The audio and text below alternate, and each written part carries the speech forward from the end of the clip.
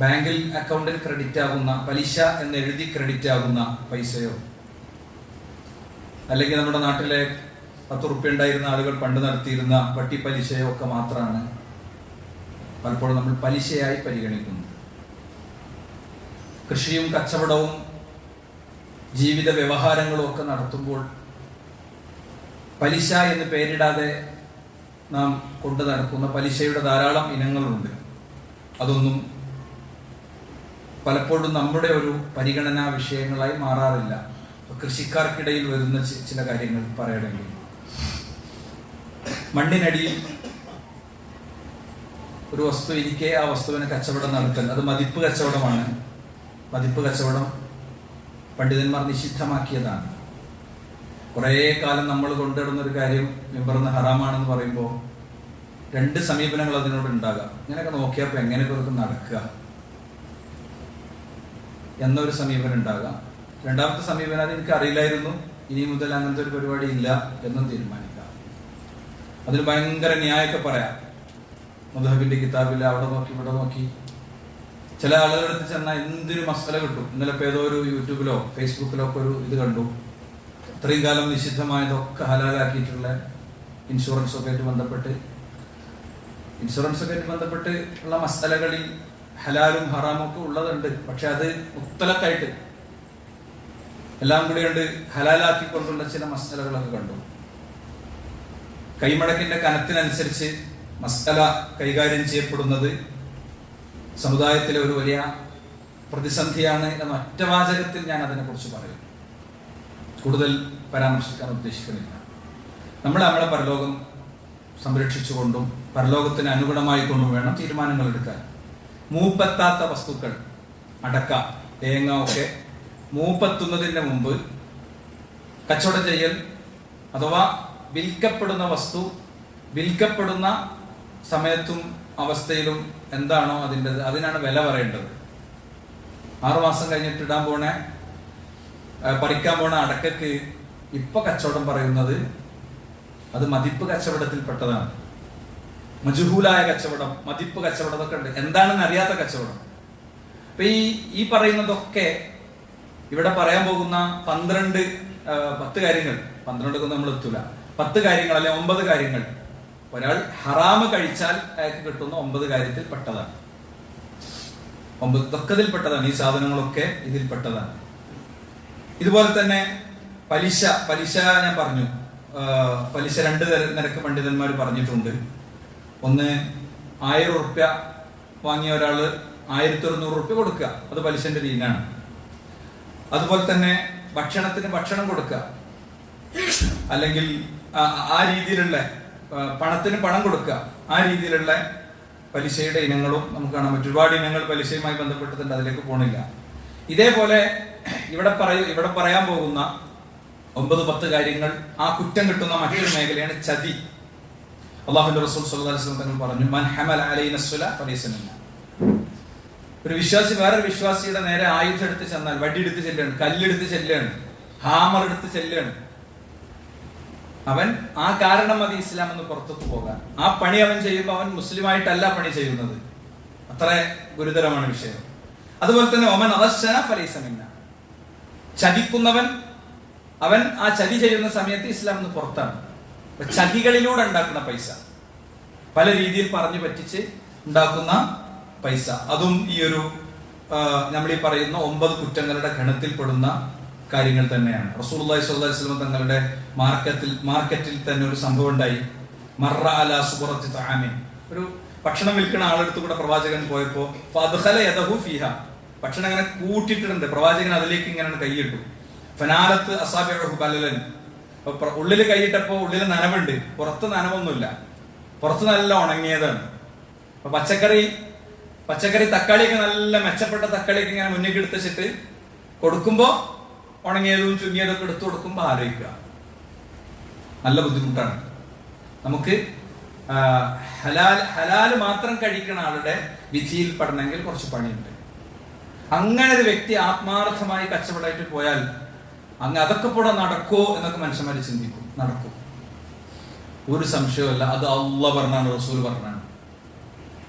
അതിൽ അതിന്റെ കുറവുകളും പ്രശ്നങ്ങളൊക്കെ അവൻ പറഞ്ഞാലും അവനിൽ ബർക്കത്ത് കിട്ടും. ബർക്കത്ത് കിട്ടിയ ചിലപ്പോ വൈകുന്നേരം കണക്കൂട്ടുമ്പോ കിട്ടുന്ന സംഖ്യയിലാവൂല, ആ സംഖ്യ കൊണ്ട് നടക്കുന്ന കാര്യത്തിലായിരിക്കും. ഇങ്ങനെയൊക്കെ കച്ചവടം നടത്തിയിട്ട് 5000 കിട്ടും, അല്ലാതെ നടത്തിയ 500 കിട്ടും. പഠിച്ചോൻ എന്ത് ചെയ്യാൻ പറ്റും? അവന്റെ എക്സ്പെൻസിന് 500 ചുരുക്കാനും അവന്റെ ആ 5000ന്റെ ആവശ്യത്തെ 500 കൊണ്ട് നടത്തി തരാനും പഠിച്ചോന് പറ്റും. മനസ്സിലായില്ലേ? അപ്പൊ ആ നിലയ്ക്ക് നമ്മൾ ഇതിനെ കാണുക എന്നുള്ളത് വളരെ പ്രധാനമാണ്. അപ്പൊ വഞ്ചന ഒരിക്കലുമില്ല. അല്ലാഹു റസൂൽ സ്വല്ലല്ലാഹു അലൈഹി വസല്ലം തങ്ങൾ മാഹാദയ സാഹിബത്തആം, ഈ ഭക്ഷണം കച്ചവടം ചെയ്യുന്ന ചങ്ങാതി ഇതെന്താന്ന് ചോദിച്ചു. ഖാല അസാബത്തുഹു സമാഉ യാ റസൂലല്ലാഹ്, മഴ പെയ്തപ്പോ നനഞ്ഞു പോയതാണ് നബിയെ. അപ്പൊ പ്രവാചകൻ ചോദിച്ചു, അഫലാ ജഅൽതഹു ഫൗഖ തആം, നിനക്ക് ആ നനഞ്ഞതിനെ മേലക്കാക്കി കൂടായിരുന്നോ? നീ എന്താ എങ്ങനെ ചെയ്തത്? കൈ അറാഹുന്നാസ്, ജനങ്ങൾ അത് കാണട്ടെ, എന്നിട്ട് നിന്റെ അടുത്ത് വന്ന് വാങ്ങട്ടെ എന്ന് പ്രവാചകൻ പറയാം. എന്നിട്ട് പറയാം, മനവശ ഫലീസമിന്ന, ചതിക്കണോ നമ്മളിൽപ്പെട്ടവനല്ല. അപ്പോ ഇത് വളരെ അപകടകരമായ ഒരു പ്രതിസന്ധിയായി നമ്മൾ ഇതിനെ കാണണം. ഇനി ഇതുപോലെ തന്നെ ചതി നമ്മുടെ കാലത്ത് വളരെ വ്യാപകമാണ്. കച്ചവടത്തിൽ വാങ്ങലിലും കൊടുക്കലിലും ഒക്കെ അത് വളരെ വ്യാപകമാണ്. ഫേക്കായ പരസ്യങ്ങൾ, വളരെ ഫേക്കായ പരസ്യങ്ങളിലൂടെ കച്ചവടം നടത്തും. അതുപോലെ തന്നെ വസ്തുക്കളുടെ കുറവുകൾ മറച്ചു വെച്ചുകൊണ്ടുള്ള കച്ചവടം ഉണ്ടാകും. അല്ലെങ്കിൽ മാർക്കറ്റ് വാല്യൂവിനേക്കാളും വലിയ സംഖ്യ ഇട്ടിട്ട് MRP കൊടുത്തത് എന്തിനായിരിക്കും? MRPയും വാങ്ങിയ സാധനവും തമ്മിൽ വലിയ വ്യത്യാസം ഉണ്ടാകും, കൊള്ള ലാഭമായിരിക്കും. ആ കൊള്ള ലാഭങ്ങൾ ഇതൊക്കെ ഈ ഗണത്തിൽ പെടുന്നത് തന്നെയാണ്. അതുപോലെ നല്ലതും ചീത്തയും കൂട്ടിക്കലർത്തിയിട്ട് കച്ചവടം നടത്തുക. ഇതൊക്കെ ഞാൻ ഇവിടെ പറയാൻ പോണേ 10 കുറ്റങ്ങൾ എന്താണോ ആ 10 കുറ്റങ്ങളിൽ പെട്ടത്. അങ്ങനെ എണ്ണി പറയാനൊരു കാരണമുണ്ട് കേട്ടോ. അങ്ങനെ എണ്ണി പറയാൻ ഇന്ന് ഇതിന്റെ തുടക്കം ഇങ്ങനെയാക്കാനൊരു കാരണമുണ്ട്. ഇതേപോലെ കൈക്കൂലി എന്നുള്ളത് ഇന്ന് വേറെ വേറെ രീതിക്ക് എത്തിയിട്ടുണ്ട്. നീ കുത്തുപന്നെ ഞാൻ പറയാനുള്ള കാരണം അതാണ്. കഴിഞ്ഞ ദിവസം എനിക്കുണ്ടായ ഒരു അനുഭവമാണ്. വളരെ ദീനി രംഗത്തൊക്കെ വളരെ ശ്രദ്ധിക്കുന്ന ഒരാള്. അയാളൊരു ഗവൺമെന്റ് സർവീസിൽ ഒരു AE ആയിട്ട് വർക്ക് ചെയ്യുന്ന ആളാണ്. ഈ കുത്തുവ മുമ്പിൽ കൂടി അയച്ചു കൊടുക്കാനുള്ളതായതുകൊണ്ടാണ് അങ്ങനെ തന്നെ പറയുന്നത്. മനസ്സിലായില്ലേ? അപ്പോ പക്ഷെ അദ്ദേഹം എന്ത് ചെയ്യുന്ന വെച്ചാൽ പാരിതോഷികം സ്വീകരിക്കും, ഹദിയകൾ സ്വീകരിക്കും. ഹദിയ എന്നാണ് പറയുന്നത്, സമ്മാനം സ്വീകരിക്കും. AEക്ക് കൊണ്ടുവന്നിട്ട് മൊബൈൽ ഫോൺ കൊടുക്കും. AEക്ക് കൊണ്ടുവന്നിട്ട് എന്താ മൂപ്പരുടെ വണ്ടി കൊണ്ടുപോയി നേരാക്കി കൊടുക്കും. അതിനാണ് ഒപ്പിടുന്നത്. AEന്റെ വണ്ടിയിൽ പെട്രോൾ അടിച്ചു കൊടുക്കും. പൈസ ആയിട്ട് വാങ്ങുമ്പോഴേ ഇതൊക്കെ നിശ്ചയാകും. ഭൂമി അരികെ തിരക്കിയിട്ട് ഭൂമി പിടിച്ചെടുക്കുന്നത്, അത് ആയുഷ്കാലം മുഴുവൻ അടുത്ത തലമുറക്ക് കൂടി കിട്ടുന്ന കാര്യമാണ്. നല്ല ആലോചിക്കണം. അളന്നു നോക്കിയപ്പോ ഭൂമി കണ്ടില്ല. എന്നാ പിന്നെ പഞ്ചായത്ത് റോഡ് കണ്ട് ഇറക്കാൻ തീരുമാനിച്ചു. നിശ്ചയിക്കപ്പെട്ട ഏക്കർ കാണാത്തതുകൊണ്ട് പഞ്ചായത്തിന്റെ പഞ്ചായത്ത് റോഡുണ്ട് അപ്പുറത്ത്, അയക്കണ തിരക്കി കയറ്റാൻ തീരുമാനിച്ചു.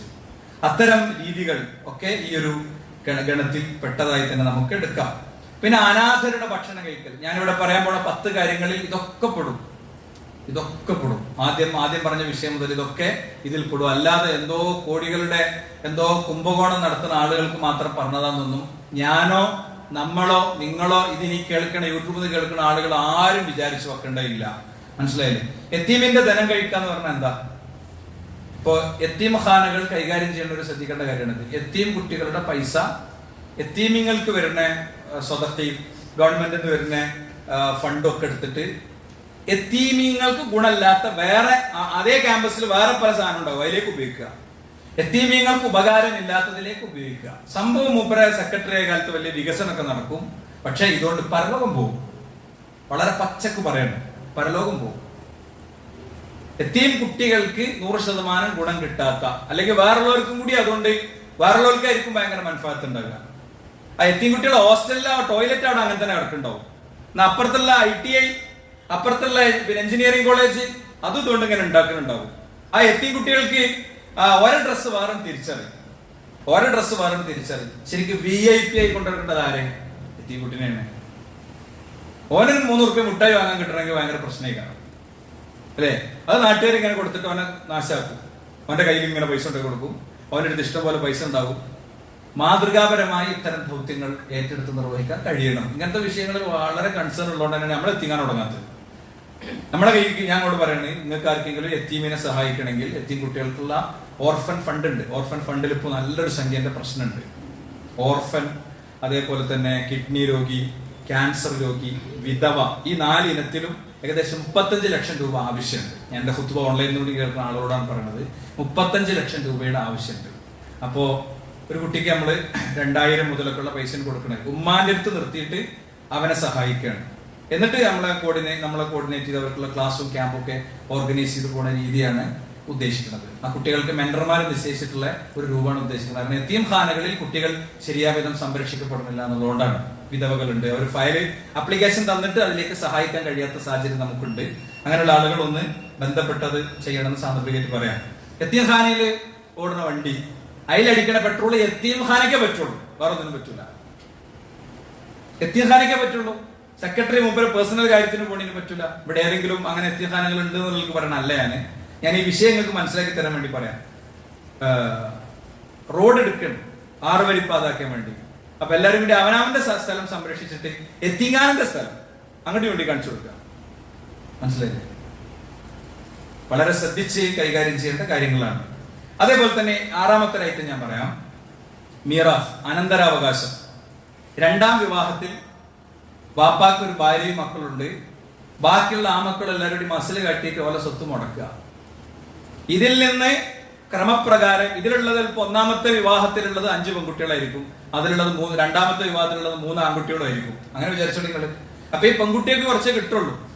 കാരണം പെണ്ണിനെ സംബന്ധിച്ചിടത്തോളം അവളുടെ ആ സ്വത്ത് അവളുടെ സ്വന്തം കാര്യങ്ങൾക്ക് ഉപയോഗിക്കാനുള്ളതാ. അവളുടെ ചികിത്സക്കോ അവളുടെ ഭക്ഷണത്തിനോ വസ്ത്രത്തിനോ ഒന്നും ഒരു ഫിൽസായി നിൽക്കണ്ട.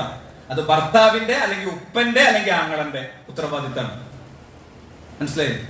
അവളെ സംബന്ധിച്ചിടത്തോളം അത് അത്രയും കൃത്യമായിട്ട് ഇസ്ലാം പഠിപ്പിച്ച ഒരു കാര്യമാണ്. അപ്പൊ ആ നിലയ്ക്ക് ഞങ്ങൾക്ക് ബോധ്യമുള്ളൂ എന്ന് പറഞ്ഞ് ഒരൊളിക്കേണ്ട കാര്യമൊന്നുമില്ല. ഇസ്ലാമിനെ പോലെ സമ്പത്തിന്റെ കാര്യത്തിൽ പെണ്ണിനെ പ്രൊട്ടക്ട് ചെയ്തൊരു മതമല്ല. വിഷയം പഠിക്കാത്തതുകൊണ്ട് ചാനൽ ചർച്ചകളിലും ബാക്കിയൊക്കെ വന്ന് വർത്താനം പറയുന്ന ഓരോ വാചകത്തിൽ നമ്മൾ പെട്ടുപോകേണ്ടയില്ല.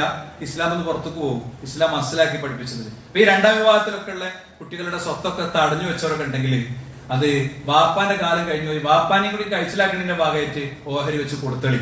ഇത് ഇസ്ലാമാണ്. അല്ലെങ്കിൽ ഞാനിവിടെ പറയാൻ പോണേ 9 നഷ്ടങ്ങളിൽ ഇത്തരക്കാർ പെടും. പെണ്ണിയല്ലോ 7 ഞാൻ എണ്ണി അല്ലെ, 7 എണ്ണി.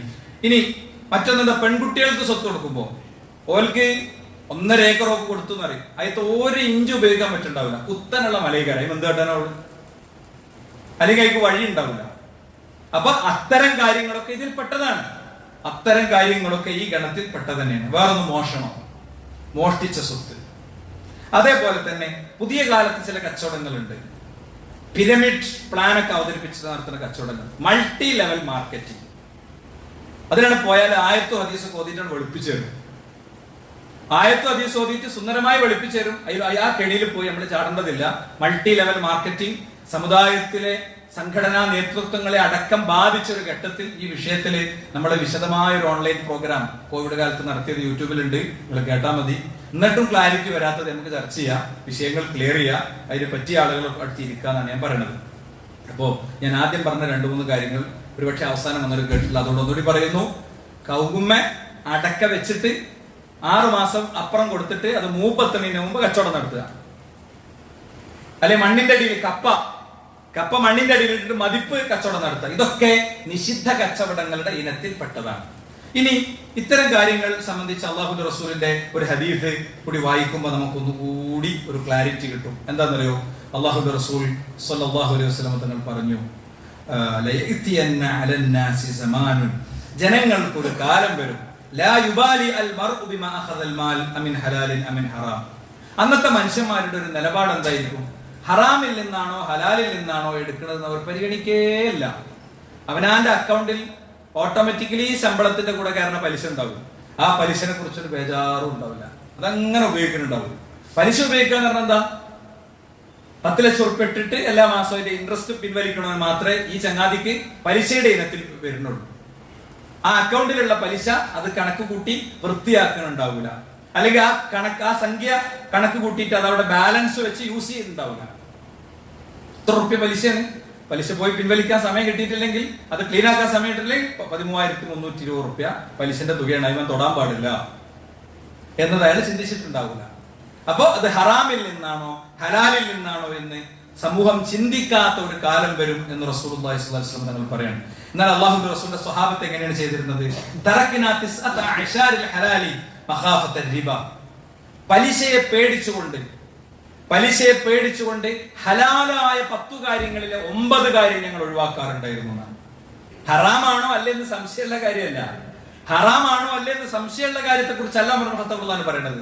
പ്രവാചകന്റെ സ്വഹാബത്ത് ജീവിച്ചിരുന്ന കാലത്ത് ഞങ്ങൾ ചെയ്തിരുന്നത് ഞങ്ങൾക്ക് ഹലാലാണെന്ന് അറിയാം, പക്ഷേ ഹറാമിലേക്കുള്ള സാധ്യതയെ ഭയന്നുകൊണ്ട് 10ൽ 9 കാര്യം ഞങ്ങൾ ഉപേക്ഷിക്കാറുണ്ടായിരുന്നു. ചില ആൾക്കാർ പറയും ഓനൊക്കെ കുറച്ച് ഏറെ ദീന് തലക്ക് കയറിയതാണ് അല്ലെ, ഓനൊക്കെ ദീന് കുറച്ച് കൂടുതലാണ്.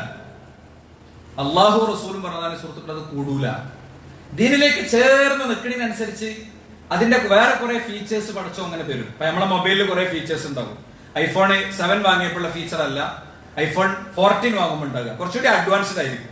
അതല്ല ഐഫോൺ 15 വാങ്ങുമ്പോൾ ഉണ്ടാകുക, അതല്ല 16ലേക്കോ 16 പ്രോയിലേക്കോ പോകുമ്പോൾ ഉണ്ടാകുക. കൂടുതൽ ഫീച്ചേഴ്സ് അങ്ങനെ കിട്ടും എന്ന് പറയുന്നത് പോലെ ദീനിലേക്ക് കൂടുതൽ ചേർന്ന് നിൽക്കുന്നതിനനുസരിച്ച് പടച്ചറപ്പ് എന്ത് ചെയ്യുന്നവരോ കൂടുതൽ ഫീച്ചേഴ്സ്, കൂടുതൽ സൗകര്യങ്ങൾ, സംവിധാനങ്ങൾ, ചിന്തകൾ, വെളിച്ചങ്ങൾ നമ്മുടെ ജീവിതത്തിൽ ഇങ്ങനെ തരും. ഭയങ്കര ക്ലാരിറ്റി ജീവിത സമീപനങ്ങളോടുണ്ടാകും. ഞാൻ ഇന്നലെ രാത്രി എൻ്റെ വളരെ അടുത്തൊരു സുഹൃത്തിനെ സന്ദർശിച്ചു. അദ്ദേഹം മദീനയിൽ നിന്ന് ദമ്മാമിലേക്ക് ഒരു വിവാഹത്തിൽ യാത്ര ചെയ്യാൻ പോണതിന്റെ ഇടയ്ക്ക് നമ്മുടെ മെമ്പറിൽ അദ്ദേഹത്തിന് വേണ്ടി തിരിഞ്ഞു കിടക്കണതാണ് ഞാൻ അങ്ങനെ കാണുന്നത്. നമുക്ക് ചിരിച്ചിട്ട് ഇങ്ങനെ അൽഹംദുലില്ലാഹ്. അതെന്തുകൊണ്ട് അറിയുന്നത്? അതിനു മുമ്പ് അദ്ദേഹത്തിന്റെ പെങ്ങൾ മരിച്ചിരുന്നു, അതിനു മുമ്പ് അദ്ദേഹത്തിന്റെ ഉമ്മ മരിച്ചിരുന്നു, ഒക്കെ മരിച്ചിരുന്നു. ഈ മരിച്ച പെൺകുട്ടിയുടെ പ്രത്യേകത ഞാൻ ഈ കഴിഞ്ഞ ദിവസം ഒമ്രക്ക് പോയിരുന്നു, നിങ്ങളൊക്കെ ദുആയിൽ ഉൾപ്പെടുത്തിയിരുന്നു. അല്ലാഹു ആ ഒമ്രയും ആ പ്രാർത്ഥനയൊക്കെ സ്വീകരിക്കുമാറാകട്ടെ.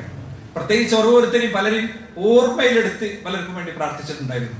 അപ്പോ ഇങ്ങനെ നമ്മൾ മദീനയിൽ ചെല്ലുമ്പോഴൊക്കെ നമുക്ക് ഭക്ഷണം ഉണ്ടാക്കി തരുന്നത് ഈ മരിച്ച സഹോദരിയാണ്. അവിടെ ചെല്ലുമ്പോഴൊക്കെ അവിടെ ചെല്ലുന്ന ആളുകൾക്ക് അദ്ദേഹം പറഞ്ഞു, ഞാൻ അദ്ദേഹത്തെ ഓർമ്മിപ്പിച്ചു. അപ്പൊ അദ്ദേഹം പറഞ്ഞു, കഴിഞ്ഞ ഹജ്ജ് കാലത്ത് ഹാജിമാർക്ക് ഉള്ള എത്രയോ ആളുകൾക്ക് ഡെയിലി 100-150 ആക്കി ഓളങ്ങനെ കഞ്ഞിണ്ടാക്കി കൊടുക്കും. ഞാൻ ജോലി സ്ഥലത്തായിരിക്കും. നമ്മളൊരു സഹോദരനെ പറഞ്ഞു അവിടുത്തെ മദീനയിൽ ഈ ഹജ്ജ് കാലം ഇങ്ങനത്തെ ഒരുപാട് ദുന്യാവൊക്കെ കൊണ്ട് ഒഴിവാക്കി അവരെ സേവിക്കാൻ മാത്രം നിൽക്കണ ചില മനുഷ്യന്മാരുണ്ട്.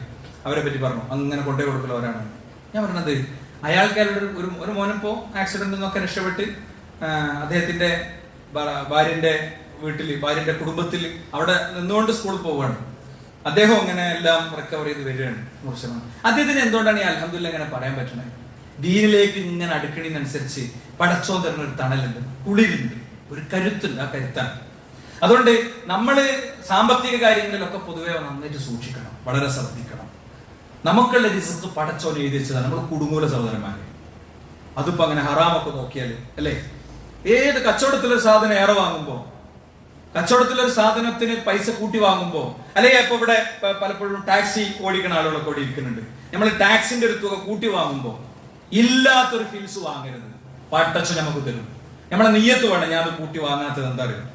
₹1 അല്ലാഹു റസൂൽ സ്വല്ലല്ലാഹു അലൈഹി വസല്ലം തങ്ങളോട് പിന്നെ ഹറാമായ സമ്പാദ്യത്തെ കുറിച്ച് പ്രവാചകൻ ഇങ്ങനെ പറഞ്ഞപ്പോ ചോദിച്ചു, നബിയെ അത് യസീർ ആണെങ്കിലോ, വേറൊരുത്തനെ പറ്റിച്ചു വാങ്ങിയത് യസീർ വളരെ കുറച്ചാണെങ്കിലോ എന്ന് ചോദിച്ചപ്പോ അല്ലാഹു റസൂൽ പറഞ്ഞത് അറിയും, ഒരു അറാഖിന്റെ കൊള്ളിയാണെങ്കിൽ പോലും ഹറാമ് കഴിക്കുന്ന വ്യക്തിക്ക് അല്ലാഹ് നിശ്ചയിച്ചത് എല്ലാതും ഒരുക്കി കിട്ടും, കോടികളായിട്ടൊന്നും വേണ്ട. അത്ര പ്രധാനമാണ്. അതുകൊണ്ട് നമ്മൾ ഇന്ന വിഷയങ്ങൾ പറഞ്ഞു തീരുമെന്ന് എനിക്കറിയില്ല.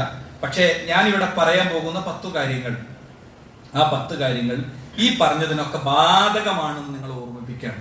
ഈ പറഞ്ഞതിനൊക്കെ ബാധകമാണ്. അതുകൊണ്ട് തന്നെയാണ് അല്ലാഹുവിന്റെ റസൂൽ സ്വല്ലല്ലാഹു അലൈഹി വസല്ലമ തങ്ങൾ വളരെ ശ്രദ്ധിച്ചിട്ടുണ്ട്.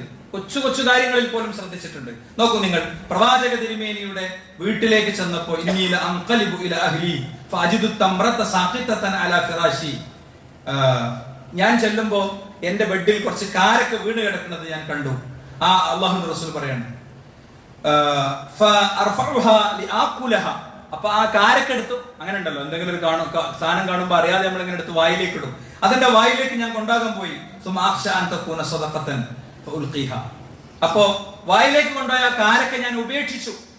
കാരണം അത് സ്വതക്കയിൽപ്പെട്ടതാണോ എന്ന് ഞാൻ ഭയന്നു, സക്കാത്തിൽപ്പെട്ടതാണോ എന്ന് ഞാൻ ഭയന്നു. പ്രവാചകൻ സ്വല്ലല്ലാഹു അലൈഹി വസല്ലം നിങ്ങൾക്ക് സക്കാത്ത് സ്വീകരിക്കാൻ പറ്റൂല, ഹദിയ മാത്രമേ സ്വീകരിക്കാൻ പറ്റുള്ളൂ. പ്രവാചകന്റെ വീട്ടിൽ സ്വതത്തും സക്കാത്തും വരും, ഹദിയും വരും.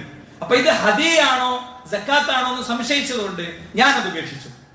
നമ്മളെന്താ പറയാ, ഒരു കാരക്കല്ലേ, അത്രയൊക്കെ ഇപ്പൊ ബലം പിടിക്കണോ? പടച്ചോൻ ഗഫാർ അല്ലേ, പടച്ചോൻ പൊറുക്കണോന്നല്ലേ? അങ്ങനെ അല്ല യഥാർത്ഥത്തിൽ റസൂലുള്ളാഹി സ്വല്ലല്ലാഹു അലൈഹി വസല്ലം നിങ്ങൾ പഠിപ്പിച്ചത്. മനസ്സിലായില്ലേ? പാപം ചെയ്ത് ഇസ്തിഗ്ഫാർ നടത്തുമ്പോണ്ടാണ് മനസ്സെന്നത്. അല്ലാതെ കുറ്റം ചെയ്യുമ്പോണ്ടാണ് മനസ്സിലല്ല. വ്യത്യാസം മനസ്സിലായില്ലേ? ഒരു ഹറാമ് ചെയ്യാണ് എന്റെ ഭാര്യ, അവർക്ക് ശാരീരികമായിട്ട് കുറച്ച് കുഴപ്പങ്ങളൊക്കെ ഉണ്ട്, അതുകൊണ്ട് ഞാൻ ഇങ്ങനെ സ്വയം ആസ്വാദനം കണ്ടെത്തിയാല്, അല്ലെങ്കിൽ വേറൊരു പെണ്ണിന്റെ വാതിലിൽ മുട്ടിയാല് അതുകൊണ്ട് കുഴപ്പമൊന്നുമില്ല. എന്റെ ഭർത്താവ് ഗൾഫിലാണ്, അതുകൊണ്ട് എനിക്ക് വേറെ ആളോട് ചാറ്റ് ചെയ്യുമ്പോൾ പ്രശ്നം ഉണ്ടാവില്ല, പഠിച്ചവൻ ഗഫാറല്ലേ എന്നല്ല അവിടെ ചിന്തിക്കണ്ടേ. പറ്റിപ്പോയ അബദ്ധത്തിൽ ഇനി ചെയ്യില്ലെന്ന് ഉറക്ക തീരുമാനം എടുത്തതിന്റെ ശേഷം നിറക്കണ്ണുകളോട് ഉപയോഗിക്കാനുള്ളതാണ് ഗഫാർ എന്നുള്ള വിശേഷണം, അല്ലാതുള്ളതല്ല. ഓരോ വൈകുന്നേരവും സ്വന്തം ഭാര്യയുടെ ബെഡിലേക്ക് എത്തും മുമ്പ് മെഡിസിൻ എടുക്കേണ്ടി വരുന്ന മനുഷ്യരെ ഓർത്തുകൊണ്ട് വേണം സ്വന്തം അള്ളാഹു തന്ന ആ അനുഗ്രഹത്തെ മിസ്യൂസ് ചെയ്യാൻ. വൃത്തികെട്ട വീഡിയോകൾ കണ്ട് ആസ്വാദനങ്ങൾക്ക് പോകുമ്പോ ഓരോ വൈകുന്നേരവും, എനിക്കറിയുന്ന എന്റെ ഒരു സുഹൃത്തുണ്ട്, ജോലി കഴിഞ്ഞ് ഞാൻ എത്തുന്ന അങ്ങാടിയില്, തൊട്ടപ്പുറത്ത് നിങ്ങൾക്ക് അറിയുന്ന ഒരു അങ്ങാടിയില്, അവിടെ എന്റെ ഒരു സുഹൃത്ത് മെഡിക്കൽ ഷോപ്പ് എടുത്തുന്ന ആളാ. അപ്പൊ അവിടെ ഇങ്ങനെ ഇരുന്ന് ചാടിച്ച മൂപ്പര് പറഞ്ഞു, നിങ്ങളയാളെ കണ്ടില്ലേ, അയാൾ എന്നും വരും, വല്ലാത്ത സങ്കടമാണ് മൂപ്പര് കാര്യം. അദ്ദേഹത്തിന്റെ ഭാര്യയെ തൃപ്തിപ്പെടുത്താതെ മരുന്ന് വാങ്ങിയിട്ടാണ് അവർ പോണത്. നമുക്ക് ആർക്കാ സുഹൃത്തുക്കൾ അങ്ങനത്തെ വിഷമമുള്ള? അല്ലാഹു അത്തരം പരീക്ഷണങ്ങൾ കാത്തുരക്ഷിക്കുമാറാകട്ടെ. അപ്പൊ ഞാൻ പറയുന്നത് അവിടെ ആലോചിക്കാനുള്ളതാണിത്, അത്തരം രംഗങ്ങളിൽ ആലോചിക്കാനുള്ളതാണ്. അള്ളാഹുവിന്റെ റസൂലിന്റെ പേരക്കുട്ടികൾ ഹസനും ഹുസൈനും റളിയല്ലാഹു അൻഹുമാ, ഇവരിൽപ്പെട്ട ഒരാള് വായിലിട്ട് കാരൊക്കെ ചമക്കണണ്ടപ്പോ അള്ളാഹുവിന്റെ പ്രവാചകൻ അത് തോണ്ടി പുറത്തേക്ക് ഇട്ടു, വായിൽ കൈയിട്ട് ഛർദിപ്പിച്ചു. എന്താ കാര്യം? അത് സക്കാത്തിന്റെ സ്വത്തിൽപ്പെട്ടതാണെങ്കിൽ പ്രവാചക കുടുംബത്തിന് സക്കാത്തില്ല, സക്കാത്ത് സ്വീകരിക്കാൻ പാടില്ല. അപ്പോ ഹറാമും ഹലാലും ഒക്കെ ഉപയോഗിക്കുന്നിടത്ത് അത്ര കണിശമായി തന്നെ നബി കരീം സ്വല്ലല്ലാഹു അലൈഹി വസല്ലം തങ്ങൾ പഠിപ്പിച്ചിട്ടുണ്ട്. തുപ്പ് പ്രവാചകൻ ഇങ്ങനെ അത് എങ്ങനെയാണ് തുപ്പേണ്ടതെന്ന് ആ ചെറിയ കുട്ടിക്ക് കാണിച്ചു കൊടുത്തുകൊണ്ട് ആ വിഷയം കൈകാര്യം ചെയ്തു എന്ന് മഹാനായ റസൂലുള്ളാഹി സ്വല്ലല്ലാഹു അലൈഹി വസല്ലം തങ്ങൾ പഠിപ്പിക്കുകയാണ്. മാത്രമല്ല, നോക്കൂ, നിങ്ങൾ വിശദമായ ഒരു സംഭവം കാണാൻ പറ്റും. അർവ ബിൻത് ഉവൈസ് എന്ന് പറയുന്ന സ്ത്രീ സഈദ് ബിൻ സൈദിനെ കുറിച്ചൊരു ആരോപണം ഉന്നയിച്ചു. എന്താ? അന്നഹു അഖദ ശൈഅൻ മിൻ അർദിഹാ, അവരുടെ ഭൂമി അദ്ദേഹം തട്ടിയെടുത്തിട്ടുണ്ട് എന്ന് അദ്ദേഹം ആരോപണം ഉന്നയിച്ചു. ഫഖാസമതുഹു ഇലാ മർവാൻ ഇബ്നുൽ ഹകം, ഭരണാധികാരിയായ മർവാൻ ഇബ്നുൽ ഹക്കമിന്റെ മുന്നിൽ ഈ വിഷയം കൊണ്ടുപോയി വെച്ചു. ഫഖാല സഈദ്, അപ്പൊ സഈദ് ഈ ഗവർണറുടെ മുന്നിൽ ഹാജരായി, തനിക്കെതിരെ ആരോപണം വന്നപ്പോ ആരോപണവുമായി ബന്ധപ്പെട്ട വിഷയത്തിൽ ഹാജരായി. എന്നിട്ട് ചോദിച്ചു, അപ്പൊ അദ്ദേഹം ചോദിച്ചു, അകുന്തു ആഖുദു മിൻ അർദിഹാ ശൈഅൻ ബഅദ അല്ലദി സമിഅതു മിൻ റസൂലില്ലാഹി സ്വല്ലല്ലാഹു അലൈഹി വസല്ലം, പ്രവാചകൻ ഇങ്ങനെ ഒരു കാര്യം പറഞ്ഞത് കേട്ടതിന് ശേഷം ഞാൻ അവരുടെ ഭൂമി മോട്ടിച്ചെടുക്കുമെന്ന് അങ്ങ് വിചാരിക്കുന്നുണ്ടോ? ഞാൻ അതിര് തിരക്കാൻ പോകുമെന്ന് അങ്ങ് വിചാരിക്കുന്നുണ്ടോ? ഞാൻ കള്ള ആധാരമുണ്ടാക്കുമെന്ന് നിങ്ങൾ വിചാരിക്കുന്നുണ്ടോ? ആരാന്റെ സ്വത്തിന് ഞാൻ നികുതി അടച്ച് അതെന്റേതാണെന്ന് പറയുന്നത് അങ്ങ് വിചാരിക്കുന്നുണ്ടോ? വേറുള്ളവന്റെ ഭൂമിക്ക് 8 കൊല്ലം നികുതി അടക്കുക, എന്നിട്ട് അത് എന്റേതാന്ന് പറയാം, നികുതി ചീട്ട് ഹാജരാക്കുക. ഭയങ്കര ന്യായല്ലേ? നമ്മുടെ പഴയ തലമുറയിൽ നമ്മുടെ പിതാക്കന്മാരൊക്കെ ചെയ്ത പല പണികളിൽപ്പെട്ട ഒരു പണിയാണിത്, അല്ലെ? അതിന്റെ സ്വത്തോഹരികൾ നമ്മൾ എടുത്തിട്ടുണ്ടെങ്കിൽ ഒരു കാരണവും വേണ്ട, വേഗം കൊടുക്കുക. മക്കൾക്കതിലൊന്നും താല്പര്യം ഉണ്ടാവില്ല. പുതിയ തലമുറ പഠിക്കുന്ന തലമുറയാണ്, അവർക്ക് അതിലൊന്നും താല്പര്യം ഉണ്ടാവില്ല. അവർ ആ ഹറാമും പേരിൽ ജീവിക്കാനും ആഗ്രഹിക്കുന്നുണ്ടാവില്ല. അപ്പോ ഈ മർവാൻ ഇബ്നു ഹക്കം ചോദിച്ചു, എന്ത് ഹദീസാണ് നിങ്ങൾ അല്ലാഹുവിന്റെ റസൂലിന് കേട്ടത്?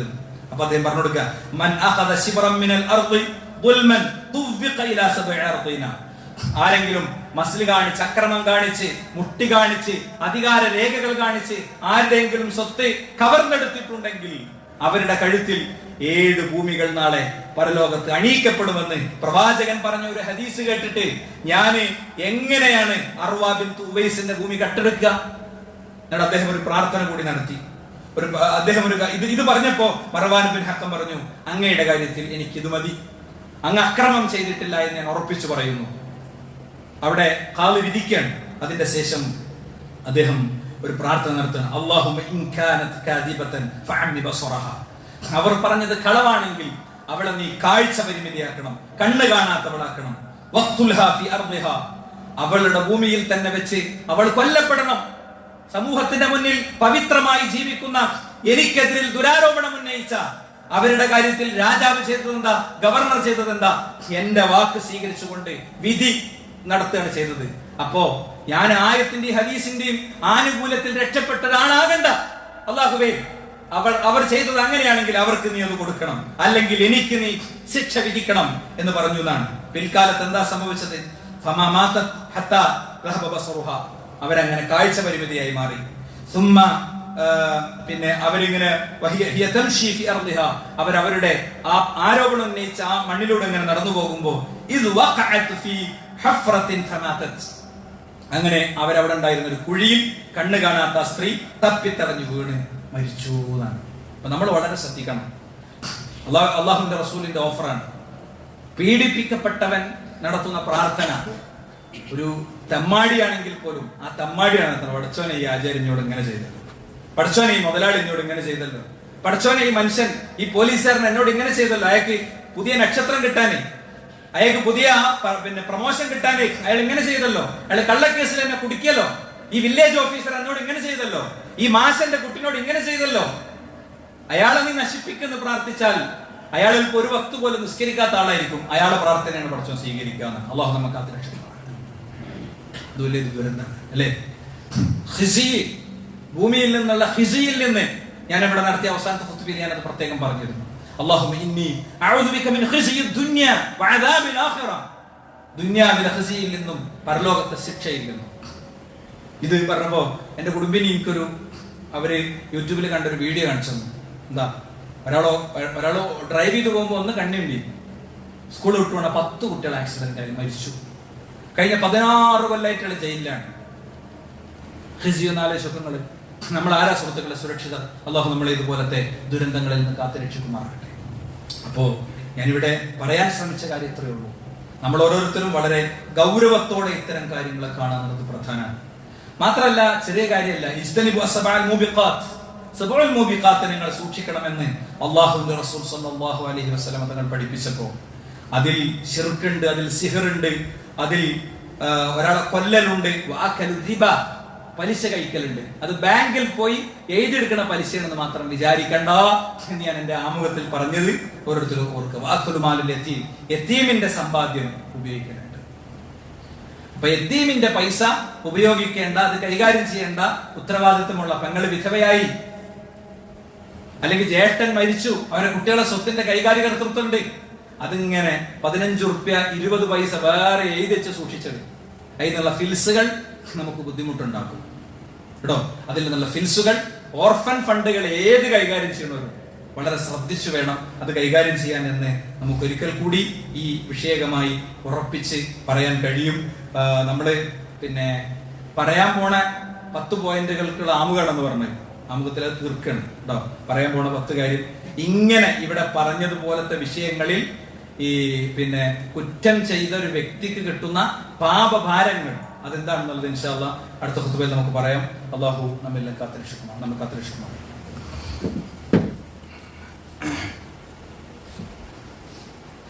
അൽഹംദുലില്ലാഹി വസ്സലാത്തു വസ്സലാമു അലാ റസൂലില്ലാഹി വഅലാ ആലിഹി വഅസ്ഹാബിഹി അജ്മഈൻ. അമ്മാ ബഅദ്. സത്താവും സംരക്ഷകനുമായ റബ്ബിനെ ജീവിതത്തിന്റെ എല്ലാ മേഖലയിലും കാത്തു സൂക്ഷിക്കണമെന്ന് ഒരിക്കൽ കൂടി എല്ലാ സത്യവിശ്വാസികളെയും ഉണർത്തുകയാണ്, ഉത്ബോധിപ്പിക്കുകയാണ്. സഹോദരങ്ങളെ, നമ്മുടെ കയ്യിൽ അള്ളാഹു ഏൽപ്പിച്ചിട്ടുള്ള സമ്പാദ്യം, ആ സമ്പാദ്യം ഉപയോഗിക്കുമ്പോൾ ഉണ്ടാകേണ്ട ശ്രദ്ധയെക്കുറിച്ചാണ് നമ്മൾ പറഞ്ഞുകൊണ്ടിരിക്കുന്നത്. ഇതിൽ നമുക്കൊക്കെ അറിയുന്ന ഏറ്റവും പ്രധാനപ്പെട്ട ഒരു കാര്യമുണ്ട്. സ്വതഖ എന്നത് വളരെ പ്രധാനമാണ്.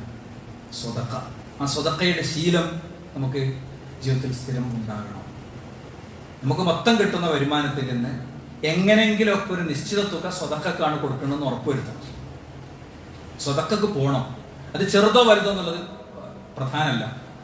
നമ്മളെ അവസ്ഥക്കനുസരിച്ച് സ്വതഖ കൊടുക്കുക എന്നുള്ളതാണ്. പ്രയാസം ഉണ്ടാകുമ്പോൾ പ്രയാസപ്പെട്ട് കൊടുക്കുന്ന സ്വതഖക്ക് വലിയ പ്രാധാന്യം അല്ലാഹുവിന്റെ റസൂൽ പഠിപ്പിച്ചു. അതുകൊണ്ട് സ്വതഖ എന്നുള്ളത് നമുക്കുള്ള പല നിലക്കുള്ള സുരക്ഷിതത്വമാണ്. സ്വതഖന്റെ ധാരാളം ഫളായിലുകളുണ്ട്. ഒരു വ്യക്തിക്ക് അയാളുടെ നിലവിലുള്ള സമ്പാദ്യത്തിലെ സുരക്ഷിതത്വം പോലെ അതിൽപ്പെട്ടതാണ്. ആ നിലയ്ക്ക് പ്രധാനപ്പെട്ട ഒരു വിഷയമാണ് നമുക്ക് ഇന്ന് നിങ്ങളുടെ ശ്രദ്ധയിൽപ്പെടുത്താനുള്ളത്. പാലിയേറ്റീവ് കെയറുമായി ബന്ധപ്പെട്ടുള്ള ഒരു കളക്ഷൻ എല്ലാ വർഷവും ഈ അടുത്ത പ്രദേശങ്ങളിൽ ഏറ്റവും വലിയ തുക നമ്മളാണ് കൊടുക്കല്. അതിന്റെ പാലിയേറ്റീവ് പ്രവർത്തകർ തന്നെ നമ്മളോട് ഷെയർ ചെയ്തൊരു അനുഭവമാണ് ഞാൻ നിങ്ങളോട് പറയുന്നത്. അപ്പൊ അതുകൊണ്ട് നമുക്ക് എത്രയാണോ കൊടുക്കാൻ പറ്റുക അത്ര വലിയ തുക ഇന്ന് കൊടുക്കുക. ഇന്ന് കൊടുക്കാൻ കഴിയാത്ത ആളുകൾ അടുത്ത ആഴ്ച കൊണ്ടുവന്ന് ഏൽപ്പിച്ചു കൊടുക്കുക. അത് ഒരു പ്രധാന കാര്യമാണ്, യാതൊരു സംശയമില്ല. കാരണം പാലിയേറ്റീവ് പ്രവർത്തനങ്ങളുടെ ഫണ്ടിന്റെ ആനുകൂല്യവും അവസ്ഥയും കിട്ടണം എന്ന് നമ്മൾ ആരും ആഗ്രഹിക്കുന്നില്ല. എല്ലാവരും ജീവിതത്തിൽ പ്രാർത്ഥിക്കുന്ന ഒരു പ്രധാന വിഷയമാണത്. ശക്തമായ രോഗപീഠകൾ അനുഭവിക്കുന്ന ആളുകളുണ്ട് അല്ലേ? ഇപ്പോൾ ക്യാൻസർ രോഗികൾക്കൊക്കെ അവരുടെ വേദനാസംഹാരിയുടെ തുക ഇതിൽ നിന്നാണ് കണ്ടെത്തുന്നത്. ഒരു രാപ്പുറുതി, ഒരു രാവ് കടന്നു നീങ്ങി കിട്ടാനുള്ള തുകയാണ് യഥാർത്ഥത്തിൽ ചോദിക്കുന്നത്. നമ്മളൊരു പ്രൊജക്ട് നേരത്തെ നടപ്പിലാക്കിയിരുന്നു. ഒരു IPM ആയിട്ട് ബന്ധപ്പെട്ട് ഇൻസ്റ്റിറ്റ്യൂട്ട് ഓഫ് പാലിയേറ്റീവ് മെഡിസിനായിട്ട് സഹകരിച്ചുകൊണ്ട് യൂത്ത് നടപ്പിലാക്കിയ പദ്ധതിയായിരുന്നു.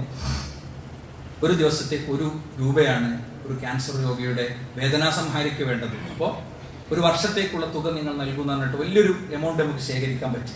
അപ്പം അങ്ങനെയൊക്കെ നിയത്താക്കിക്കൊണ്ട്, അല്ലെങ്കിൽ അവരുടെ ശരീരത്തിലേക്ക് മരുന്ന് കയറുന്ന ആ ട്യൂബിന്റെ ചെലവ് അതാണ് നമ്മൾ കൊടുക്കുന്നത്.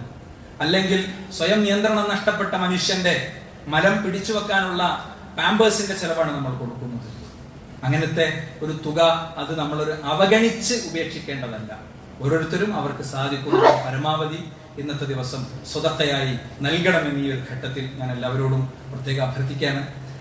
അത് അർഹമായ രീതിയിൽ കൊടുക്കണം. അങ്ങനെ കൊടുക്കണതിൻ്റെ ഒരു ഗുണം എന്താണെന്ന് വെച്ചാൽ ഈ ബക്കറ്റ് കൊടുക്കുന്ന സംഖ്യൻ്റെ സൗകര്യം എന്താ വെച്ച് കഴിഞ്ഞാൽ നമ്മളെടുത്ത് വന്നിട്ട് 5000-10,000 എടുത്തു കൊടുക്കുമ്പോൾ അതിൽ കുറെ റിയാഇന്റെ എലമെന്റുകൾ, റിയാഇന്റെ സാധ്യതകൾ അതിൽ കുറേ ഉണ്ട്, ഒരുപാട് സാധ്യതകളുണ്ട്. പണ്ഡിതന്മാർ പറഞ്ഞല്ലോ, 20 വർഷം ഞാൻ റിയാഇൽ നിന്ന് എൻ്റെ മനസ്സിനെ മോചിപ്പിക്കാൻ പരിശ്രമിച്ചിട്ട് എനിക്ക് ഇപ്പോഴും ഫുള്ളായിട്ട് പറ്റിയിട്ടില്ല. ഇതേ പണ്ഡിതനെ കുറിച്ച് ചരിത്രത്തിൽ വായിച്ച എന്താ അറിയാം, അദ്ദേഹത്തിന്റെ ഭാര്യ പറയാം, മൂപ്പര് വിചാരിക്കും രാത്രി മൂപ്പര് എണീറ്റ് നിസ്കരിച്ച് കണ്ട് കടന്നുറങ്ങും. കുറച്ചുറക്കാലത്തെ ഞാൻ നിസ്കരിക്കുന്നുള്ളൂ എന്ന് വരുത്തി തീർത്തിട്ട് കടന്നുറങ്ങും. പിന്നെ എന്നെപ്പോലും അറിയാതെ മൂപ്പര് പതുക്കെ എണീറ്റ് നിസ്കരിക്കും. ഞാൻ അഭിനയിച്ച് അങ്ങനെ കടന്നുറക്കും മൂപ്പർക്ക്. പിന്നെ ഞാൻ പോലും അറിയുന്നത് അദ്ദേഹം ഇഷ്ടപ്പെട്ടില്ല എന്നാണ്.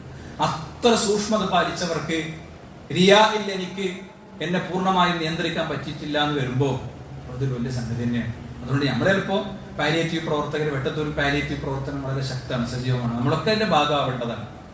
ശാരീരിക സാന്നിധ്യം ഉണ്ടാകേണ്ടതാണ്.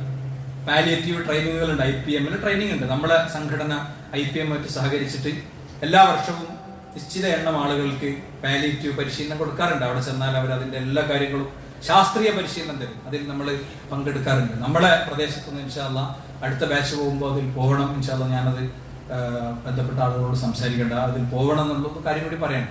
അതോടൊപ്പം നമ്മളിപ്പോൾ പൈസയൊക്കെ കൊടുത്തിട്ടുണ്ടാവും, ആ പൈസയിൽ ചുരുക്കേണ്ടതില്ല. ഈ ബക്കറ്റിൽ ഒരു ചെറിയ തുക നമ്മൾ കൊടുത്തവരും ഇടുക. കാരണം ഇതാരാണ് തന്നതെന്ന് അറിയാത്തൊരു തുകയാണ്.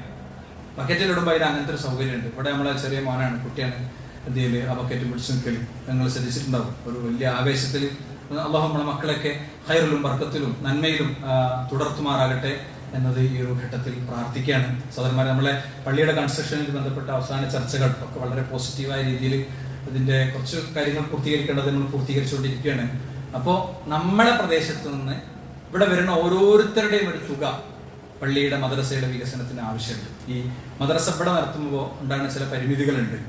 ആ പരിമിതിയാണ് ആദ്യം നമ്മൾ പരിഹരിക്കുന്നത്. പെൺകുട്ടികൾക്ക് വരാൻ കഴിയാത്ത പ്രശ്നവും കാര്യങ്ങളൊക്കെ ഉണ്ട്. അതുകൊണ്ട് തന്നെ മദ്രസ വിട്ട് പോയ 1-2 സംഭവങ്ങളൊക്കെ മുന്നിലുള്ളതുകൊണ്ടാണ് നമ്മൾ, ചില കുട്ടികൾ വിട്ടുപോയ സാഹചര്യത്തിലുള്ളതുകൊണ്ടാണ് നമ്മൾ ആ ഒരു കാര്യത്തിൽ ചിന്തിക്കുന്നത്. പ്രസ്ഥാനപ്പെടുക്കുന്ന ഒരു സ്റ്റാൻഡ് എന്ന് പറയുന്നത് ഗൾഫിൽ നിന്ന് എന്തോ വലിയ പൈസ എവിടുന്നോ വരുന്നുണ്ട് കിട്ടുന്നുണ്ടെന്നൊക്കെയാണ്. എനിക്ക് ആളുകൾ പ്രസംഗിക്കുമ്പോൾ മാച്ച് ടൈറ്റാക്കാൻ വേണ്ടി പ്രസംഗിക്കുമ്പോൾ ആൾക്കാർ പറയും. പക്ഷെ ഇവിടുത്തെ ആളുകൾക്ക് അറിയാം, ഈ പള്ളി എടുത്തപ്പോൾ ഒരു അറബിന്റെ ഒരു ഉറുപ്പ്യതിമല്ല, ഒരു ഫിൽസിതിമല്ല. ഈ നാട്ടിലും സമീപ നാടുകളിലും നമുക്ക് അറിയുന്ന വ്യക്തികളൊക്കെ തന്ന പൈസയാണ് ഇതിമുള്ളത്. ഈ പള്ളിയുമുള്ളത് 10-40-50 ലക്ഷം ഉറുപ്പ്യൻ്റെ അടുത്ത് നമുക്ക് ഇത് നിർമ്മിക്കണമെങ്കിൽ നമുക്ക് ചെലവ് വന്നിട്ടുണ്ട്. കുറച്ചൊരു സമയം എടുത്ത് നമ്മൾ നിർമ്മിച്ചുകൊണ്ട് പ്രത്യേകിച്ച് ചെലവ് വന്നിട്ടുണ്ട്. അപ്പോൾ ഓരോ പ്രദേശത്തുനിന്നും അവിടുത്തെ ആളുകൾ എത്ര പൈസ ആദ്യം കൊടുക്കുന്നു എന്നുള്ളതാണ് ഇതിലൊരു പ്രധാന കാര്യം. അതുകൊണ്ട് അതിന് നിയത്താക്കിയ ആൾക്കാരുടെ നമ്മുടെ ഒരു മോള്, ഞാനിവിടെ വിഷയം പറഞ്ഞിട്ട് എനിക്ക് ഓർമ്മയുണ്ട്, റമദാനിൽ ഞാനിവിടെ ഫത്വ കയറാൻ വരുമ്പോൾ അവളെ കമ്മൽ ഊരിയിട്ട് അടക്കുന്നുണ്ട്, ഉമ്മാനോട് ഉപ്പാനോടൊക്കെ പറഞ്ഞിട്ട്. ആ കുട്ടിന്റെ കമ്മൽ ഉൾപ്പെടെയുള്ളതാണ് ഇതിന്റെ കാര്യത്തിലുള്ളത്. അപ്പോൾ സഹോദരിമാരൊക്കെ ഈ വിഷയത്തിൽ ചിന്തിക്കുക. വലിയൊരു മാതൃകയാണ് ആ കുട്ടി കാണിച്ചിട്ടുള്ളത്.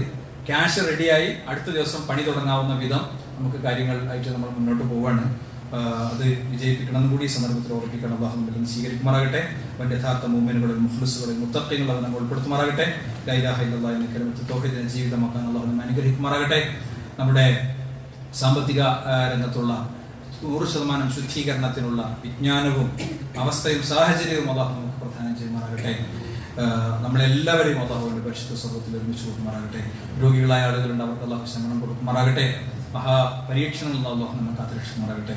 അല്ലാഹു اللهم أعز الإسلام والمسلمين وأذل الشرك والمشركين ربنا آتنا في الدنيا حسنة وفي الآخرة حسنة وقنا عذاب النار آمين آمين برحمتك يا أرحم الراحمين والحمد لله رب العالمين.